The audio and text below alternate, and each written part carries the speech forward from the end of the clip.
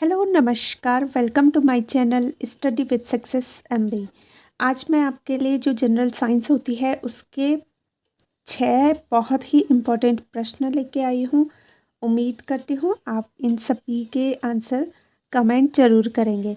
आज का हमारा जो पहला प्रश्न है, कड़वाहट के लिए मानव जीव का संवेदनशील क्षेत्र कौन सा है? जल्दी से आप बताइए कि जब कोई भी हम कड़वी चीज़ खाते हैं, ठीक है, कोई भी अगर हमने जैसे बिटर गोर्ड या फिर कोई ऐसी सब्ज़ी जो कड़वी हो वो हम खाते हैं, तो उसके लिए हमारी जो जीभ है, जो टंग है, उसका कौन सा ऐसा भाग है जिससे हमें महसूस होता है कि ये सब्ज़ी या फिर कोई भी ऐसी चीज़ ये क्या है, कड़वी है। इसमें आपके जो ऑप्शन है, ऑप्शन ए है जीभ का अग्रभाग। जीभ का जो आगे वाला भाग होता है वो रिस्पॉन्सिबल होता है कड़वाहट के लिए, या फिर ऑप्शन बी है आपका मध्य भाग, ठीक है, और ऑप्शन सी है पीछे का भाग, और ऑप्शन डी है किनारे वाला, जो किनारा होता है जीभ का वो वाला भाग। जल्दी से आप बताइए कि कड़वाहट के लिए मानव जीभ का संवेदनशील क्षेत्र कौन सा है? तो चलिए, अगर आपको इसका उत्तर नहीं मालूम है तो मैं आपको बता देती हूँ कि जब भी हम कोई कड़वी चीज़ को खाते हैं तो हमारी जीभ का जो पीछे वाला जो भाग होता है, ठीक है, जो पश्च भाग होता है, वो हमें बताता है कि ये जो भी प्रोडक्ट है वो क्या है, कड़वा है। तो कड़वाहट के लिए जीभ का पीछे का भाग संवेदनशील क्षेत्र होता है, ठीक है।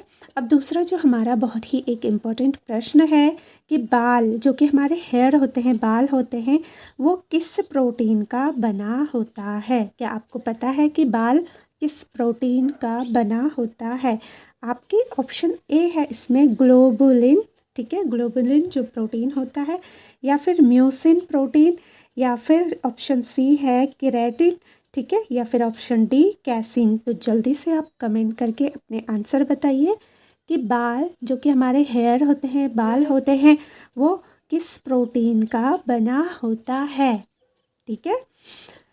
तो चलिए, अगर आपको इसका आंसर पता नहीं है तो मैं आपको बता देती हूँ कि जो हमारे बाल होते हैं वो केराटिन के बने होते हैं। मोस्ट इम्पॉर्टेंट है, ये हमारी जनरल नॉलेज का बहुत ही एक इम्पॉर्टेंट प्रश्न भी है। हमें अवश्य पता होना चाहिए क्योंकि हमारी बॉडी से रिलेटेड है, तो हमें पता होना चाहिए कि बाल और नाखून, ठीक है, जो नील्स होते हैं हमारे और जो हेयर होते हैं, ये दोनों ही केराटिन के बने होते हैं, ठीक है।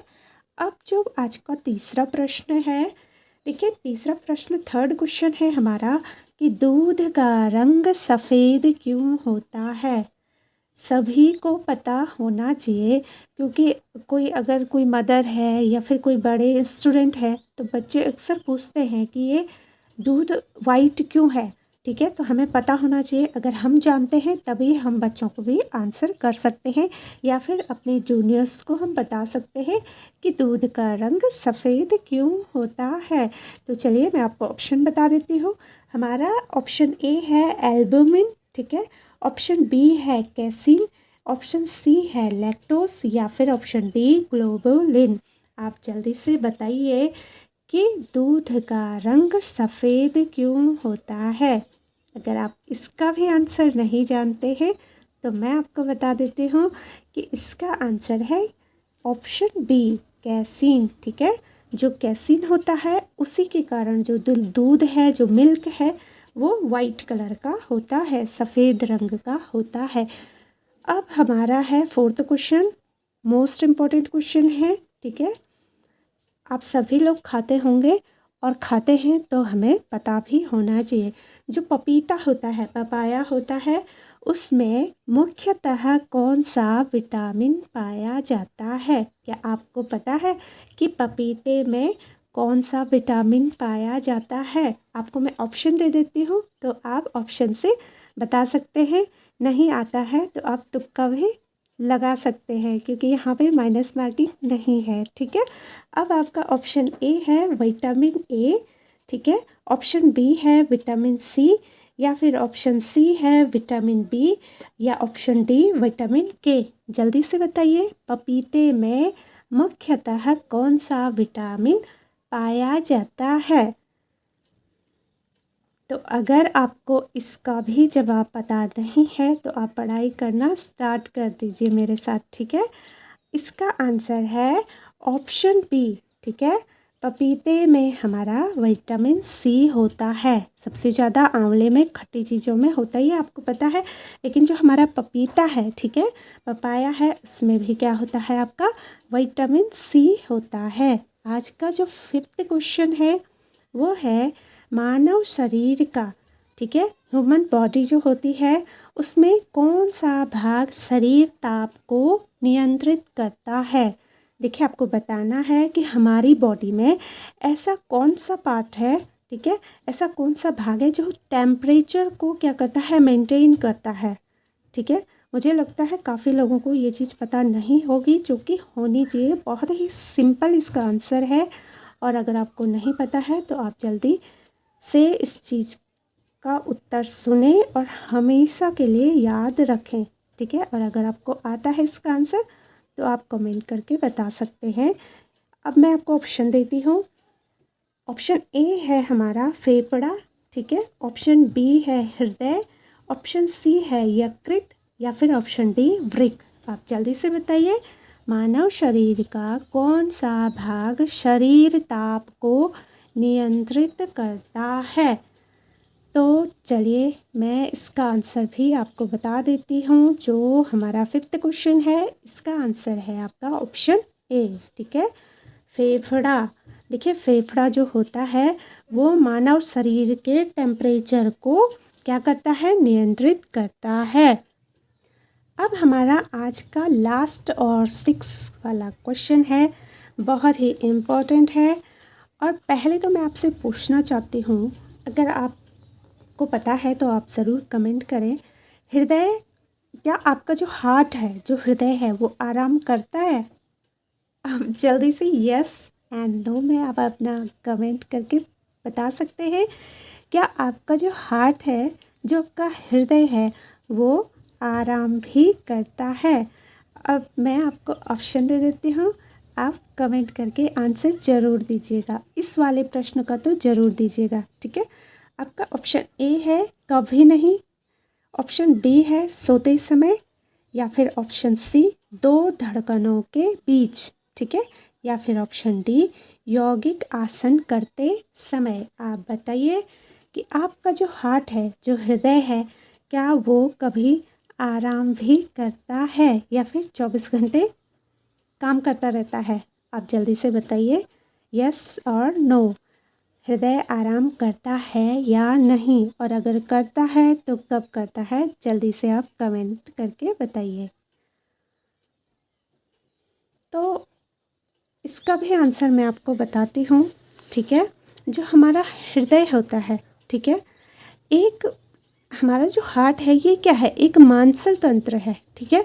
सामान्य तो जैसे नॉर्मली जो वयस्क होते हैं, ठीक है, जो यंग है, जो स्वस्थ जो मनुष्य हैं, तो वो 70 मतलब 72 से लेके 75 बार क्या होता है, प्रति मिनट धड़कता है, ठीक है। ये चीज़ें तो आपको पता ही होगी। अब हृदय 2 धड़कनों के बीच, ठीक है, जब धड़कनें चलती है, जो हार्ट बीट होती है, ठीक है, तो उन धड़कनों के बीच आराम करता है। तो ऑप्शन सी आपका राइट आंसर है, ठीक है।